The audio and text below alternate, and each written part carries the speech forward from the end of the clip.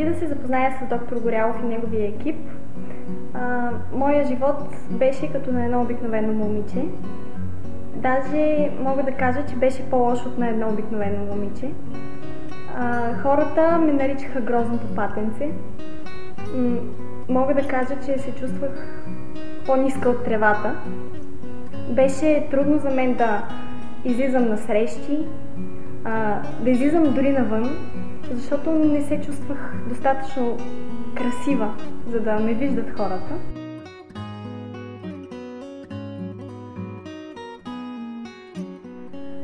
За да може аз да проведа това лечение, родителите ми трябваше да се лишат от много неща.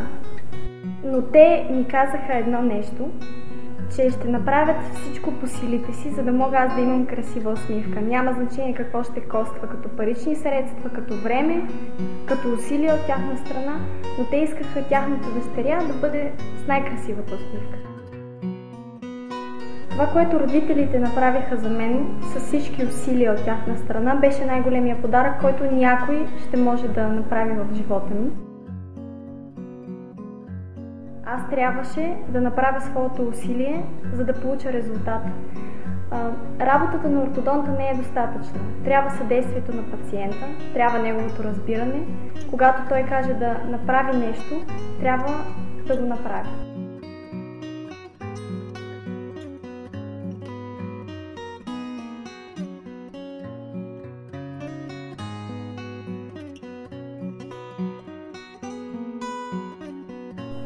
Когато се видях за пръв път в огледалото, ме гледаше друг човек.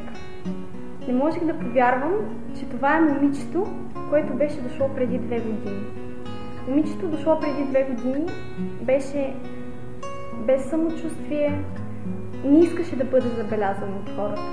Не искаше хората да знаят, че то съществува. А в огледалото ме гледаха очи на самоуверена жена, на човек, който иска да покори целия свят. Тази усмивка беше широката, голямата усмивка, която бях гледала по телевизията толкова години.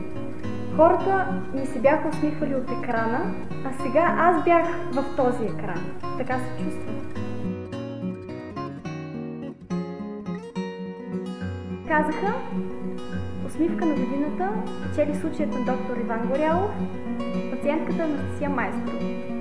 Не можех да повярвам, че това ми се случва.